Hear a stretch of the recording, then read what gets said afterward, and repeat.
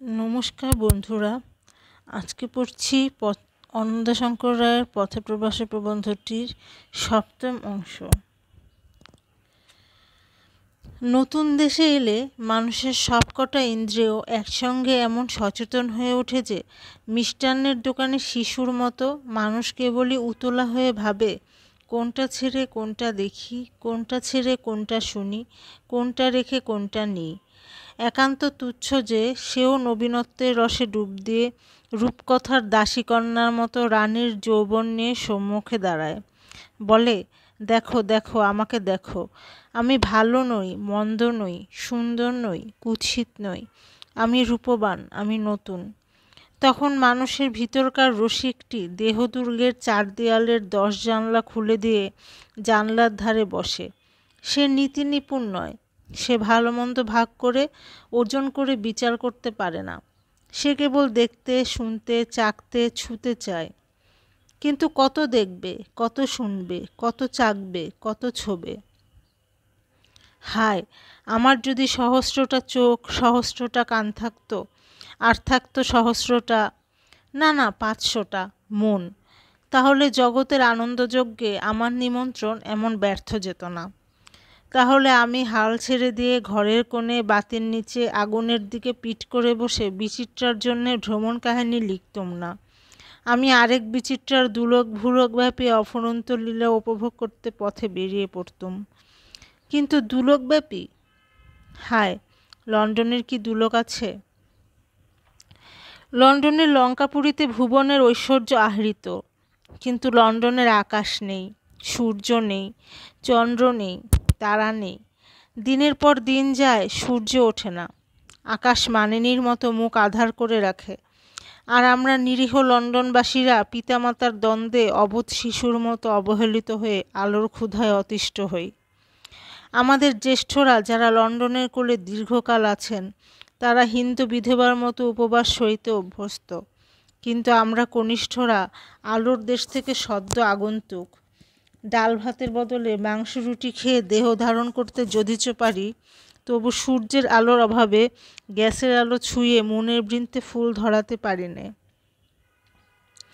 শুনেছি রবীন্দ্রনাথ ইউরোপে এলে শ্রীকৃষ্ণ বিয়োগে অর্জুন যেমন গান্ডীব তুলতে অক্ষম হয়েছিলেন, রবির বিরহে কবিতা লিখতে তেমনি অক্ষম হন। আলোর দেশের মানুষের দেহ আলোর সঙ্গে দ্বন্দ্বে রেখে গড়া। তার লোম কূপে কূপে আলোর আকাঙ্ক্ষা জঠর জ্বালার মতোই সত্য। সেই দেহের ওপরে যখন সপ্তাহের পর সপ্তাহ অনবিচ্ছিন্ন অন্ধকারের চাপ পড়ে, তখন মন বেশি দিন অস্বস্তির ছোঁয়া চালাতে পারে না। সূর্যাস্তের পরে তরুর মতো মাথা যেন নিস্তেজ হয়ে নুয়ে পড়ে। এক একদিন কালো কুয়াশায় দিনের ভিতর রাতের জের চলে। রাতের দুঃস্বপ্ন যেন বুকের ওপর বসে ক্ষান্ত হয় না, দিনের বেলা মনেরও ওপরে চাপে। এক একদিন সাদা কুয়াশায় সামনের মানুষ দেখা যায় না। পদাতিকের দল চলি চলি পাপা করে শিশুর মতো হাঁটে। মোটর গাড়িতে, ঘোড়ার গাড়িতে মন্থরতার প্রতিযোগিতার বাঁধে। তবু তো শুনি গাড়িতে গাড়িতে মাথা ফাটাফাটি হয়, পথের মানুষ গাড়ি চাপা পড়ে মরে। হঠাৎ এক একদিন মেঘ ধোয়া কুয়াশার পর্দা তুলে আকাশের অন্তপুরে সূর্যের পদপাত হয়। আমাদের মুখের ওপরে খুশির হাসির লহর খেলে যায়। 2-3 সপ্তাহে একদিন করে আলোর জোয়ার আসে। 2-1 ঘন্টায় তার ভাটা পড়ে। তবু সেই 2-1 ঘন্টার জন্যে আমরা সমরখন্দ ও বোখারা দান করতে রাজি আছি।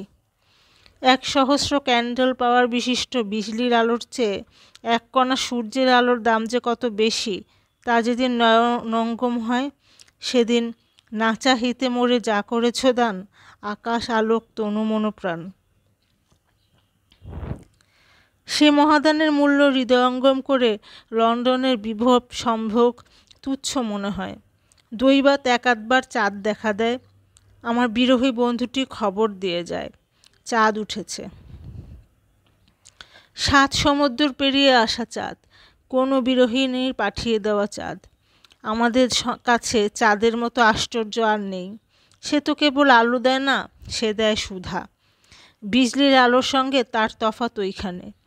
সভ্যতা আমাদের কেরোসিনের আলোর পরে গ্যাসের ও গ্যাসের আলোর পরে বিজলির আলো দিয়ে অন্ধকার থেকে আলোকে নিয়ে চলেছে বটে, কিন্তু প্রকৃতি আমাদের দয়া করে যে সুধাটুকু দিয়েছে, সভ্যতা তার পরিমাণ বাড়াতে পারেনি।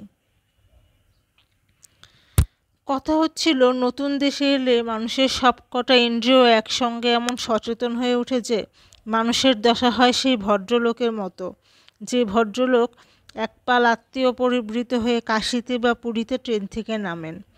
10টা পান্ডা যখন 10টি আত্মীয়কে ছিনিয়ে নিয়ে 10 দিকে রওনা হয় এবং আরও 10টা এসে কর্তার 10 অঙ্গে টান মারে, তখন তার যে অবস্থা হয়, আমার মনেরও এখন সেই অবস্থা। ঘর ছেড়ে একবার যদি বাড়ি হই তো লন্ডন শহরের সবকটা রাস্তায় একসঙ্গে আহ্বান করতে থাকবে, এদিকে বন্ধু এদিকে।